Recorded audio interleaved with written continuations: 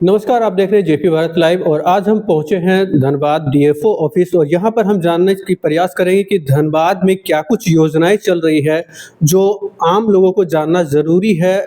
कुछ ऐसी योजनाएं हैं जो आम लोगों को पता नहीं है, जो जानना एकदम ज़रूरी हो जाता है क्योंकि जिससे आजीविका का भी साधन बनता है। इसके साथ ही कई ऐसे जो कार्य हैं जो धनबाद के विकास के लिए भी आगे रखेंगे। हम सर को पहले आपका स्वागत है हमारे चैनल में। क्या कुछ योजनाएं जो है आम लोगों के लिए जानना जरूरी हो जाता है? यहाँ पर वन विभाग द्वारा बहुत सारी विकास कार्य के लिए योजना चलाई जाती है और विकास कार्य के अलावा यहाँ पर हमारा जो फॉरेस्ट है उसको प्रोटेक्ट करने का भी हम लोग का दायित्व है जो हम लोग करते हैं। और विकास कार्य में अगर हम बात करें तो हमारे द्वारा सबसे इम्पोर्टेंट में का कार्य किया जाता है तो प्लांटेशन कार्य होता है। उसके अलावा आप देखोगे तो वाटर कंजर्वेशन एक्टिविटी की जाती है।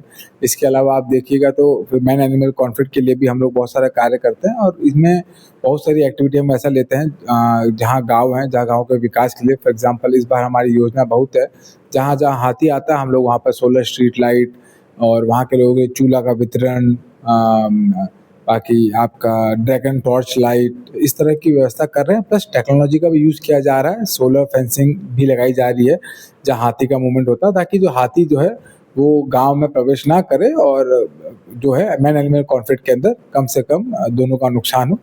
और इसके अतिरिक्त जो है जैसे मैं बताया आपको जो है प्लांटेशन एक्टिविटी पूरे धनबाद में की जाती है। हम लोगों का जो है प्रयास रहता है कि अधिक से अधिक यहाँ पर हरियाली फैले। इसके अलावा जो है हम लोग वाटर कंजर्व करने के लिए भी बहुत सारे एक्टिविटी करते हैं जिसके अंदर आप देखोगे बहुत सारे चेक डैम बनाए जाते हैं। इस साल मुझे लगता है कि हम लोग 20 से 25 चेक डैम बना रहे हैं और चेक डैम का मुख्य कारण है आप देखोगे तो वहाँ पर हाथी आता है, पानी जो भी जानवर आते हैं पानी पीते हैं, फिर प्लस वहाँ पर जो ग्रामीण लोग रहते हैं वो भी उस पानी को यूज़ कर लेते हैं। और इसके अलावा बाकी जो ग्राउंड लेवल रिचार्ज करने के लिए बाई कंटूर्स, ट्रेंच, इस तरह की विधिवत एक्टिविटी हमारे द्वारा की जाती है। कुछ इको टूरिज्म के लिए भी काम किए जा रहे हैं, वो क्या कुछ है सर?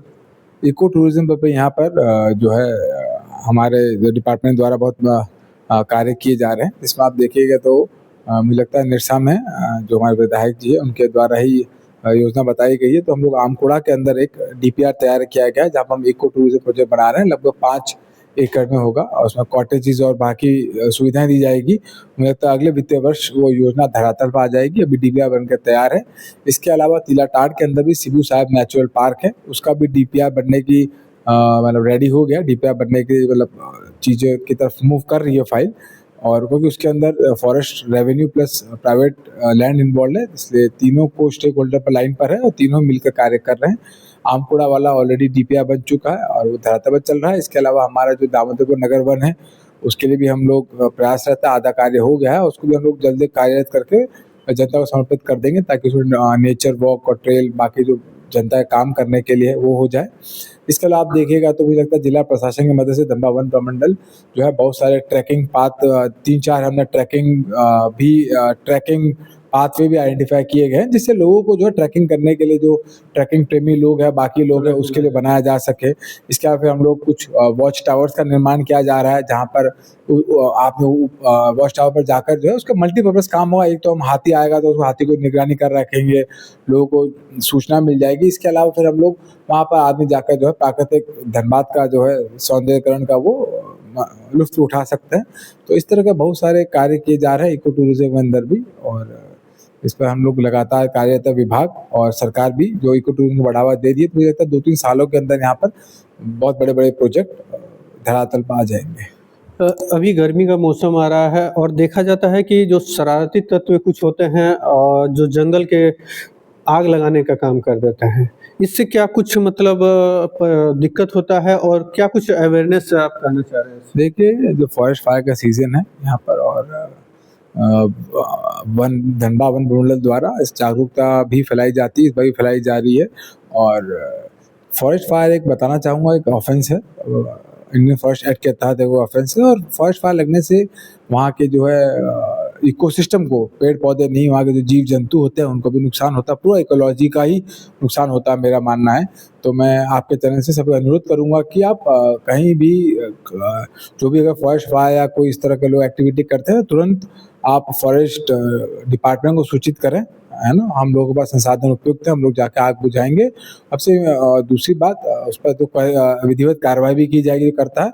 और बाकी मैं सभी नागरिकों से अनुरोध करूंगा कि आप जो है वन में आग ना लगाएं, है ना, कोई लगाता है तो उसको भी वन विभाग को सूचित करें ताकि उस पर विधिवत कार्रवाई की जा सके। और मुझे लगता है कि हम लोगों को प्रिकॉशन रहना चाहिए, क्योंकि कुछ नेचुरल आग भी लगती है, क्योंकि सीजन है, अभी हॉट सीजन है, और कुछ ऐसा आपने बताया कि तत्वों द्वारा भी लगाई जाती है, असामान्य तत्वों द्वारा, तो उसको हमको रोकना है कम से कम, ताकि हम लोग अपने फॉरेस्ट इकोलॉजी और वहाँ के वाइल्ड लाइफ है उसको बचा सकें।